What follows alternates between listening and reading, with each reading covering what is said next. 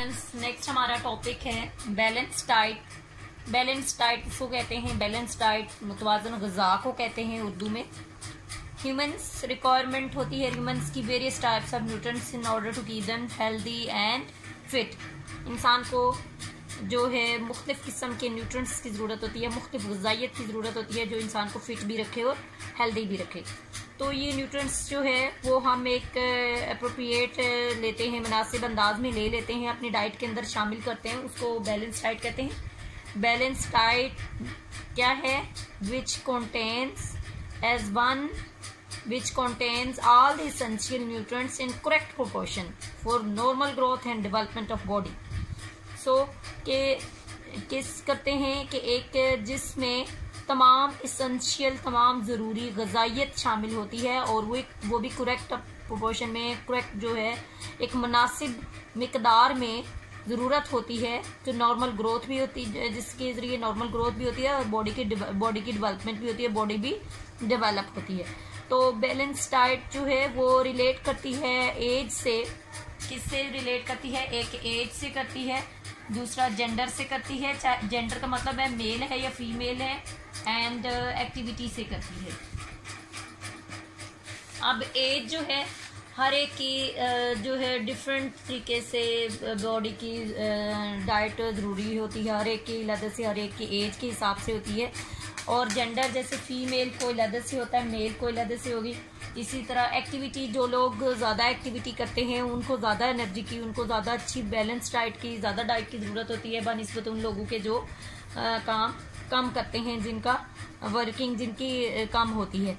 तो common foods हैं और इनकी परसेंटेज भी हैं कुछ न्यूट्रिएंट्स, जैसे कि हम ब्रेड को ले लेते हैं। रोटी के अंदर जो है वो कार्बोहाइड्रेट 52% अब एक ब्रेड के अंदर है, लिपिड्स उसके अंदर 3% है और प्रोटीन्स उसके अंदर 9% है। इसी तरह राइस हो गया, apple, potato, eggs, milk, butter, chicken, इन तमाम के अंदर कार्बोहाइड्रेट्स की जो परसेंटेज है, लिपिड्स की जो परसेंटेज है या प्रोटीन्स की जो परसेंटेज है वो सेम नहीं है, डिफरेंट है। तो इसी तरह जो इसका रिलेशन है डाइट का एज के साथ, जेंडर और एक्टिविटी के साथ, वो इस तरह से है कुछ के during growth period of the time there is higher metabolic rate in the body cells and so the body needs a balanced diet that contain more energy। मतलब क्या, अगर एक ग्रोथ हो रही है किसी भी बॉडी की, ग्रोइंग बॉडी है, अगर कोई ग्रोइंग बॉडी है तो इस ग्रोइंग बॉडी को क्या होगा कि इसका जो मेटाबॉलिक जो एक्शन है, रेट है, वो क्या होगा? तेज होगा। मतलब इसमें तेज तरीन सरगर्मियां हो रही होंगी इसके बॉडी के सेल्स के अंदर। तो इसको जो है नीड होगी बैलेंस डाइट की, ऐसी डाइट जिसमें बहुत ज़्यादा एनर्जी हो, मोर एनर्जी। फॉर एग्जांपल इसी तरह एडल्ट्स जो है, अगर हम एडल्ट्स को देखते हैं तो एडल्ट्स को जो है लेस एनर्जी की नीड होती है। एडल्ट्स को एनर्जी के कितनी अमाउंट में होती है नीड? लेस प्रोटीन होती है, लेस प्रोटीन। और ये किसके मुकाबले में पर किलोग्राम के हिसाब से, बॉडी की वेट से इस पे जो है लेस होती है। जबकि हम अगर ग्रोइंग बॉय को देखें, बढ़ते हुए एक बच्चे को देखें या गर्ल को देखें, तो उसको जो है नीड मोर जो है प्रोटीन की ज़रूरत होती है, ज़्यादा प्रोटीन की ज़रूरत होती है। आप देखें कि इसको, अब ग्रोइंग बॉय हो गया, गर्ल होगी, इनको तो ज़्यादा ज़रूरत होगी, जो अडल्ट होंगे उनको कम प्रोटीन की ज़रूरत होगी। तो ये एज डिफरेंस आ गया। और बिल्कुल इसी तरह जो बच्चे होते हैं, छोटे बच्चे होते हैं 10 से लेस देन 10 ईयर्स, उन बच्चों को नीड होती है मोर कैल्शियम की और आयरन की।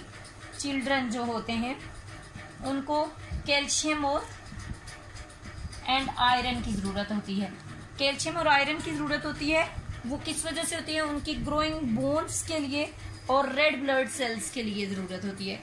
इस तरह से देखें कि हर एज का जो है, अडल्ट हो गए, ग्रोइंग बॉय गर्ल्स हो गए, चिल्ड्रन हो गए, इनको क्या है एज वाइज इनको अगर देखा जाए तो इनको डिफरेंट बैलेंस डाइट की रेशियो चाहिए होती है। इसी तरह अगर हम जेंडर की बात करते हैं, नेक्स्ट हमारे पास है जेंडर। ये तो एज में आ गया। नेक्स्ट हमारे पास जेंडर में है कि अगर हम जेंडर को देखते हैं, जेंडर में हमारे पास एक मेल आते हैं और एक जैसा कि एज का मैं आपको बता चुकी हूँ। नेक्स्ट हमारे पास जेंडर है। जेंडर में हमारे पास एक मेल आते हैं और दूसरे हमारे पास फीमेल है। मेल जो है, अब देखें कि वुमेन को अगर देखा जाए, फीमेल्स को देखा जाए तो इनको कंपैरेटिवली मेल्स के लेस मेटाबॉलिक रेट होता है।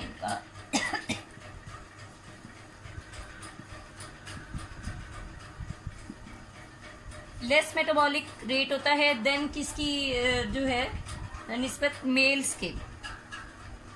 चाहे आप than men of the same age के होंगे, सेम वेट के होंगे, लेकिन some men needs a balance diet that provides comparatively more energy. इनको की जरूरत होगी, मोर एनर्जी की जरूरत होगी। तो इसी तरह से बिल्कुल अगर हम, ये तो हो गया जेंडर में। अगर हम एक्टिविटी के लिहाज से देखा जाए तो एक्टिविटी में ये होगा कि डिफरेंट जो है पीपल जो है, पीपल्स का लाइफ स्टाइल, डिफरेंट पीपल को have different life style and varied nature of work. Varied का मतलब है मुख्तलिफ है नेचर का, उनके जो काम का नेचर है कि किस क्या क्या काम करते हैं, उनमें भी डिफरेंस है। Man with sedentary habits does not require as much energy, कि जो लोग बैठे होते हैं, काम फारिग बैठे होते हैं, घर बैठे होते हैं, जिनको कोई एनर्जी स्ट्रगलिंग वाला काम नहीं करना पड़ता, तो उनको इतनी एनर्जी की रिक्वायर नहीं होती, जिनकी हैबिट नहीं होती काम करने की। लेकिन कुछ ऐसे हैं जैसे लेबर ले लेते हैं, एक मजदूर को ले लेते हैं, उसकी निस्बत एक मजदूर पूरा दिन काम करता रहता है, खड़ा रहता है, तो इसको जो है मोर जो है एनर्जी की ज़रूरत होगी, मोर प्रोटीन की ज़रूरत होगी बनिस्बत उसके जो सेडेंटरी हैबिट्स वाला होगा, जो काम नहीं करता होगा, जिसको काम की ज़रूरत नहीं है। सो स्टूडेंट्स, ये जो एस्टिमेट्स हैं, ये एनर्जी रिक्वायरमेंट्स का, ये अकॉर्डिंग टू एज, जेंडर है एंड एक्टिविटी है। तो अपनी अपनी जो बैलेंस डाइट है वो जो अपनी एज है, जो होगी जेंडर होगी, या जो उसी के रिक्वायरमेंट के मुताबिक लेना चाहिए। नेक्स्ट है हमारे पास है problems related to malnutrition. अब प्रॉब्लम्स मल न्यूट्रिशन है क्या? Problem related to nutrition that is called a malnutrition. मल न्यूट्रिशन है क्या कि अगर हम बैलेंस डाइट नहीं लेते, मतलब अगर हम प्रोटीन्स नहीं ले रहे, प्रोटीन ज़्यादा ले लेते हैं, लिपिड्स ले लेते हैं ज़्यादा ले लेते हैं, कार्बोहाइड्रेट्स ले लेते हैं ज़्यादा, तो ये तमाम की तमाम हमें प्रॉपर अमाउंट में लेनी चाहिए, जबकि हम ये ज़्यादा ले लेते हैं, जिसकी वजह से बॉडी के अंदर बहुत सारी डिजीज़ आ जाती हैं। Problems related to malnutrition are grouped as malnutrition. इसमें एक या दो या तीन जो है वो उसमें नहीं ज़रूरत होती कि हम वाइटामिन के लें या प्रोटीन्स को लें या लिपिड्स को लें, बल्कि ये प्रॉपर लेनी चाहिए। तो रिजल्टिंग में क्या होता है कि अगर हम ज़्यादा ले लेते हैं तो कंसप्शन आ जाती है, पूर अब्जॉर्बेशन आ जाती है, एक्सेसिव लॉस हो जाता है न्यूट्रिएंट्स का। उसके बाद ओवर न्यूट्रिशन भी अगर कर लेते हैं, फॉर एग्जांपल हमने ज़्यादा न्यूट्रिशन ले ली तो ओवर ईटिंग कर ली, या फिर बहुत ज़्यादा स्पेसिफिक न्यूट्रिएंट्स को ले गए, इनटेक कर लिया हमने, तो इसकी वजह से भी बहुत सारे प्रॉब्लम्स आ जाते हैं। उसके बाद मॉल न्यूट्रिशन जो है, सबसे जो हमारा सिस्टम है, सबसे पहले इम्यून सिस्टम को ख़राब करते हैं। इससे हमारा इम्यून सिस्टम ख़राब होगा और फिज़िकल मेंटल जो हेल्थ है वो भी डिस्टर्बेंस आ जाएगी, उसमें भी फिज़िकल एंड मेंटल हेल्थ, इसमें भी प्रॉब्लम्स आ जाती हैं। अब इसके बाद इन पेयर्स हो जाती हैं, मतलब इसमें भी जो है वो भी प्रॉपर तरीके से नहीं हो रही होती। उसके बाद जो हम थिंकिंग है वो भी स्लो हो जाती है, स्लो थिंकिंग आ जाती है इसमें। उसके बाद ग्रोथ जो है वो स्टंट हो जाती है। स्टंट का मतलब है रुकना, ग्रो भी रुक जाती है, ग्रोथ भी रुक जाती है। और उसके बाद फेटल डेवलपमेंट पे भी इफ़ेक्ट पड़ता है। फेटल डेवलपमेंट का क्या मतलब है कि अगर कोई बेबी की बर्थ से पहले उस पर जो अगर मदर फीड अच्छे तरीके से फूड नहीं ले रही, डाइट नहीं ले रही, बैलेंस डाइट नहीं ले रही, तो उस पर भी जो है वो फेटल डेवलपमेंट पे उस पर भी इफ़ेक्ट पड़ेगा। और कॉमन फॉर्म्स है मल न्यूट्रिशन की, तीन जो है मेजर फॉर्म्स हैं, जिसमें एक है प्रोटीन एनर्जी मल न्यूट्रिशन,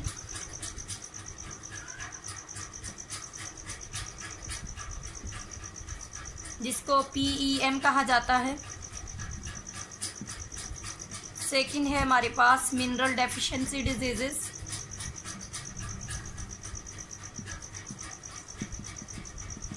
डेफिशिएंसी डिजीजेस हैं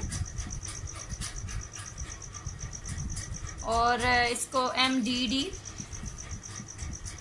उसके बाद हमारे पास जो थर्ड है वो over intake nutrients of nutrients हैं, जिसको कहा जाता है over intake OIN nutrients. So first जो है हमारे पास हम करेंगे प्रोटीन।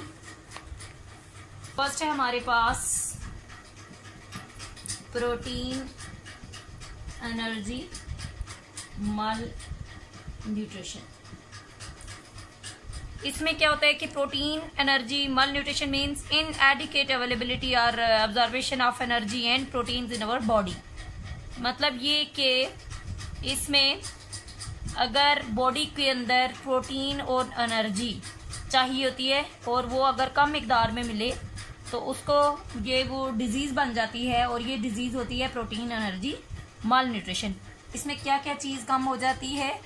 एक होती है इसमें एक प्रोटीन कम हो जाती है जिसकी वजह से एनर्जी भी लॉस हो जाती है। तो अगर एनर्जी भी नहीं मिल रही, एनर्जी भी चाहिए होती है, प्रोटीन भी चाहिए होती है, तो वो अगर ये वो डिजीज़ बन जाती है जिससे बॉडी के अंदर ये डिजीज़ आ जाती है, प्रोटीन एनर्जी मल न्यूट्रिशन उसको कहा जाता है। It is leading cause of death in children in developing countries. ये बच्चों के अंदर जो है वो बीमारी आ जाती है जो होती किसमें डेवलपिंग कंट्रीज़ में होती है, लाइक पाकिस्तान में। जैसे कि पाकिस्तान एक डेवलपिंग कंट्रीज़ में आता है, तो उनमें इसमें भी बच्चों की जो डेथ है वो ये प्रोटीन एनर्जी मल न्यूट्रिशन की वजह से होती है। और इसमें दो तरह की कैटेगरीज हैं जो बच्चों के अंदर आती हैं। एक है क्वाशियोकोर और दूसरी जो डिजीज़ है वो है मरासमस।